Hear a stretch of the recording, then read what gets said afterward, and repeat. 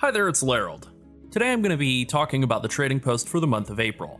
I'm going to cover what's new and cool this month, and then go over the fastest things you can do to earn 1,000 points, and finish your monthly Traveler's Log activities. So first off, what's cool? There's a really good looking magenta cloud serpent mount.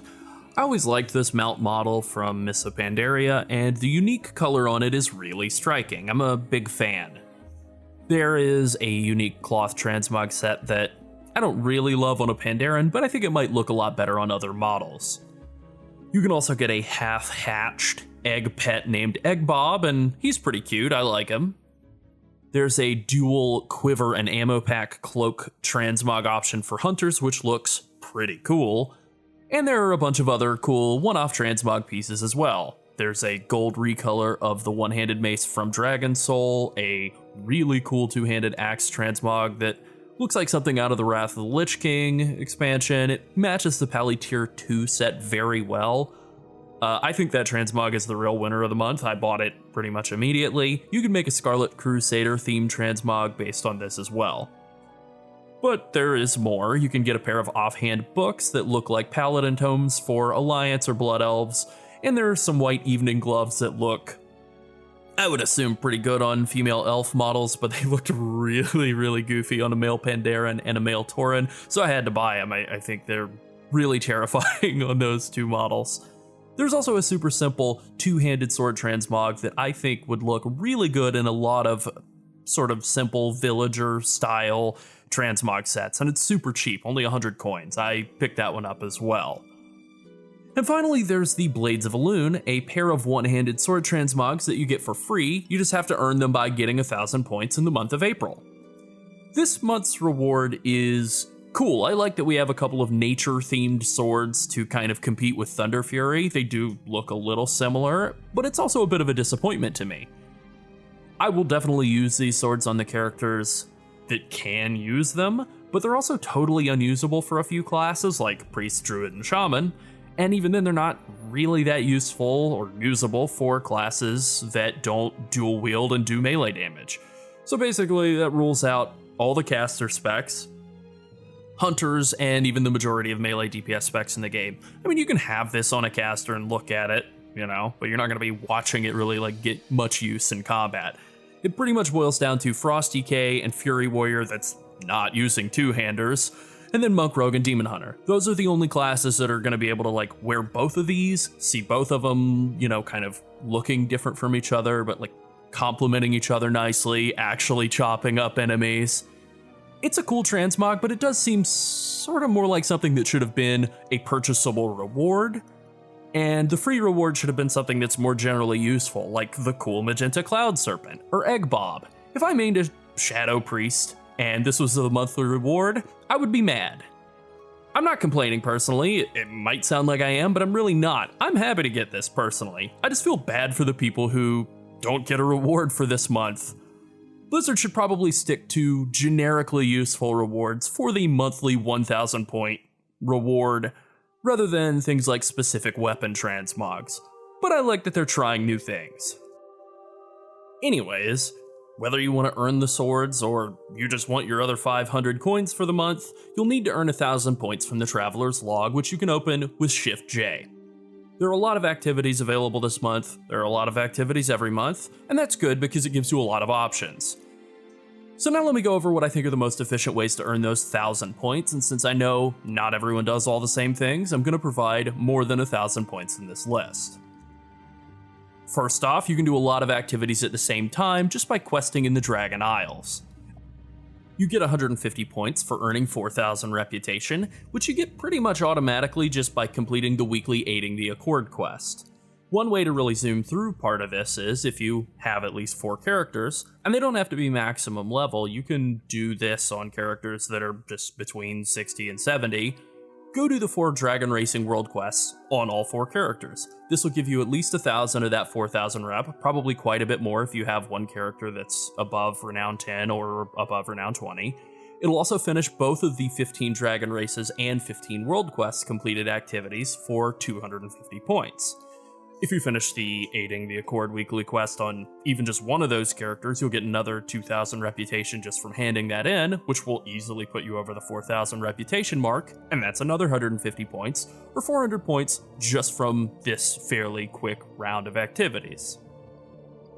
There's one activity that requires you to complete 2 weekly gathering quests.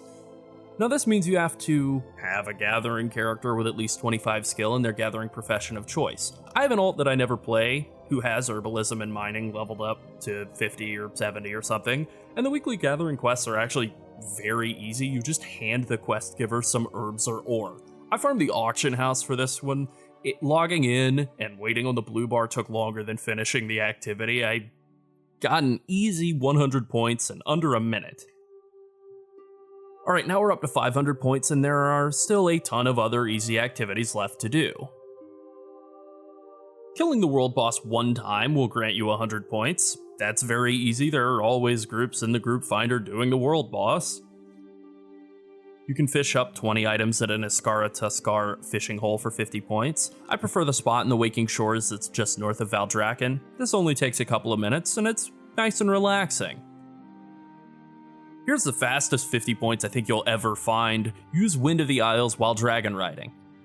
Basically the way this is written is that you have to fly through the little jump jets around the island 20 times. There's one of those south of Valdrakken. I hit spacebar when I flew through it and it counted as 10 flights through. I did it again, it counted as 5, so between doing that a couple of times and, hitting spacebar to really flap through, I got 50 points in like 12 to 15 seconds. Not bad.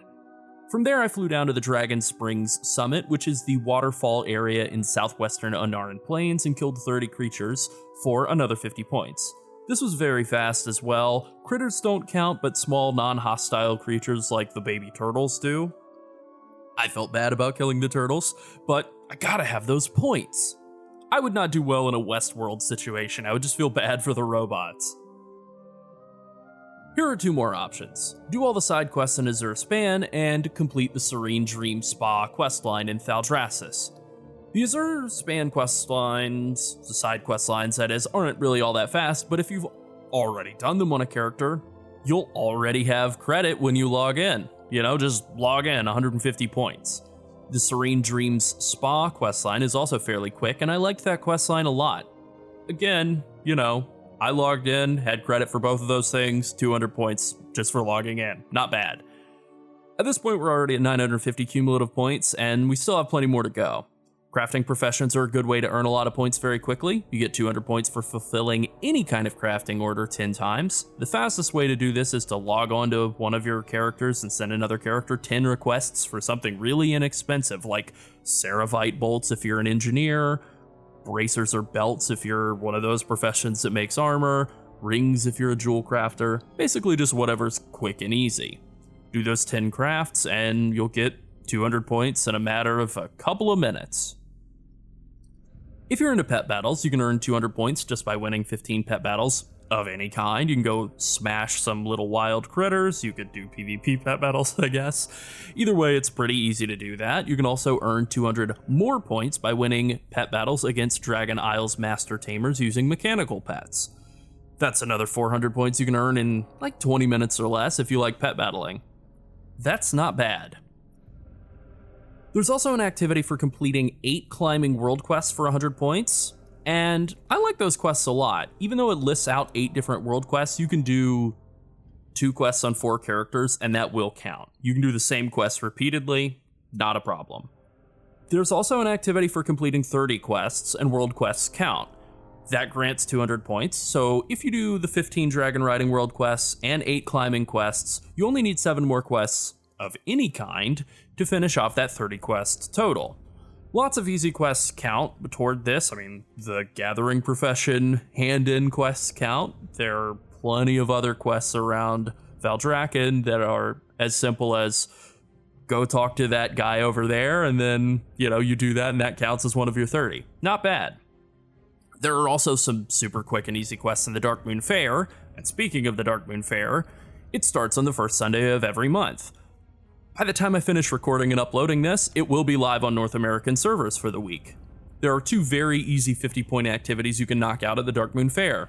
You can emote/cheer while you're riding the Dark Moon Carousel, and you can compete in the Dark Moon Dance Contest, and each of those will give you 50 points.